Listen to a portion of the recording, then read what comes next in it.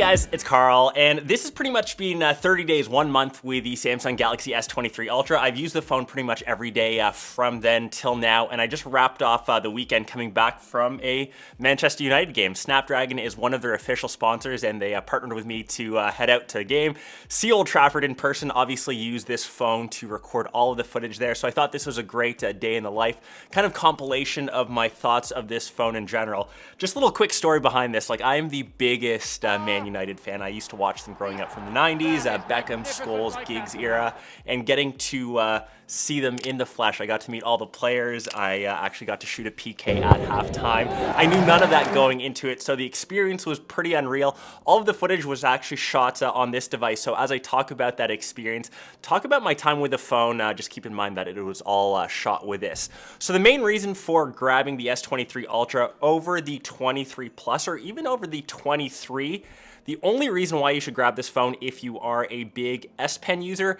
and mostly for that camera, because otherwise the other phones, the S23 Plus especially, it has the same internals, so they're powered by the Snapdragon 8 Gen 2 platform.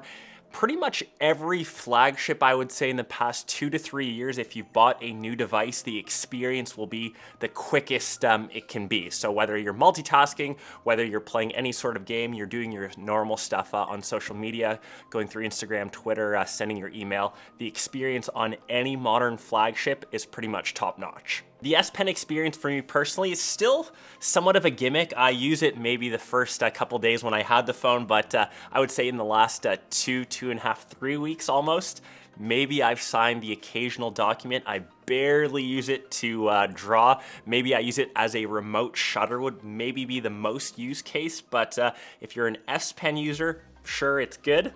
I think for most of us, you can get by without it, but the main reason why you're grabbing the 23 Ultra is for the camera. And the main difference between this and the Plus, it's that main sensor. So on this, it's got 200 megapixels for the wide. I will say the one thing, especially with Samsung phones, it oversaturates a lot of the photos still. There's actually this little setting that I always go to when I first get a device, and it's just the scene optimizer. It's almost like this AI that boosts images in terms of color. So for example, the sky, it tends to make things extra blue. If I'm wearing that Man United shirt, a lot of them, they just looked oversaturated. Yes, you can tweak them in things like Lightroom, but for just out of the camera, I find that they're sometimes just a bit too bright. Obviously, that's a personal preference. I still think this is the best Android camera.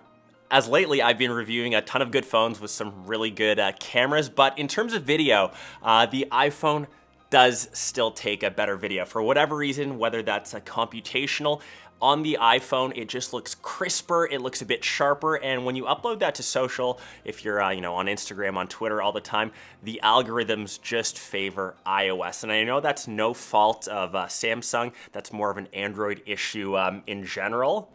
You can see that I've got both of these videos side by side since I didn't want to miss this once-in-a-lifetime kind of opportunity to hopefully score a PK, which I managed to bag, which is pretty incredible. You can see I think the footage on the iPhone just looks a bit better, a bit sharper.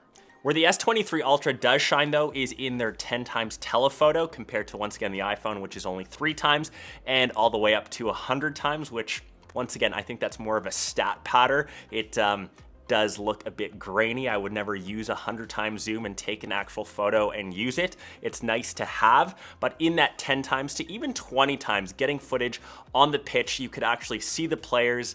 It's probably their best advantage video-wise over the iPhone. Surprisingly, my favorite and most improved camera has actually been the front-facing one, especially for taking selfies. I found that the quality versus last year's S22 has improved a lot.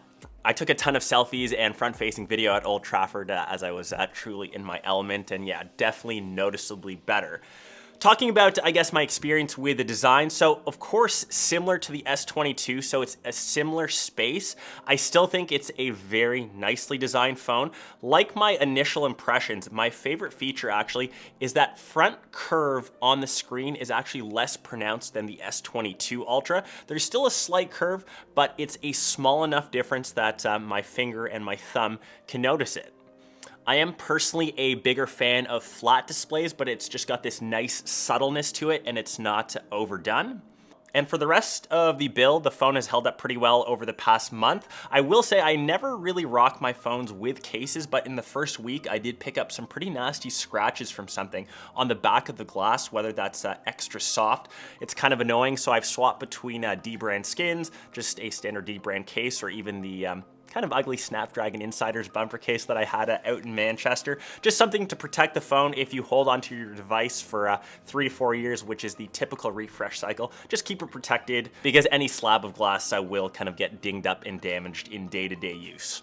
Performance, like I mentioned, is pretty top tier. The Snapdragon chip does well. I know that they've axed the Xenos version, so you only have the one chip option. This is technically tuned for Galaxy, as they mentioned initially at the keynote, but I've found no real performance enhancement between this and other Snapdragon 8 Gen 2 phones that I've used. And finally, the last thing that kind of still limits any sort of smartphone is the battery life. So 5,000 milliamps, it's good. I wouldn't say great. The heaviest day use I had was the Sunday, so match day. So I was up early. I was absolutely like buzzing, was on social media, updating everyone. We got to Old Trafford, did a stadium tour, and then obviously the match. So I was taking photos and video throughout the entire day, updating social media, and I would say by 5, 6 o'clock, I was at like 15%. I still had a dinner to go to. I had to charge my phone with a power bank. It didn't quite last the day. I get that it was an extreme heavy case use, and typically my screen on time is around maybe 6.5 hours. But if you're using the phone all day, I'm talking typically from when you wake up and you're just on it for ultra usage. And since I was in a unique case where I couldn't bring a charger or I couldn't plug it in at my desk, just maybe have an external power bank. And I know a lot of other Android phones still come with chargers in the box. The latest one I looked at, the Oppo Find X6 Pro, has a 100-watt charger or 100-watt SuperVOOC charger in the box. The Samsung one, just like the iPhone, it's razor thin and doesn't come with anything to charge it. Just kind of keep that in mind when you are picking up the phone, and I know it's still one of the pricier devices. My recommendation with most Android and Samsung phones, if you kind of wait till the 6-month or 8-month refresh cycle, you will see these phones get discounted like super heavy. Like when the S24 Ultra or S24 lineup rolls around, you will see $500-$600 discounts for these models. So if you want, you can wait till then. Nothing wrong with picking one up now. I'll leave it linked down below. I hope you guys enjoyed this hybrid video, a bit of a vlog, a bit of a callback to this Unreal experience that I had and my time with the S23 Ultra. Let me know your thoughts down below, and I'll catch the rest of you in one of my next vids. Peace.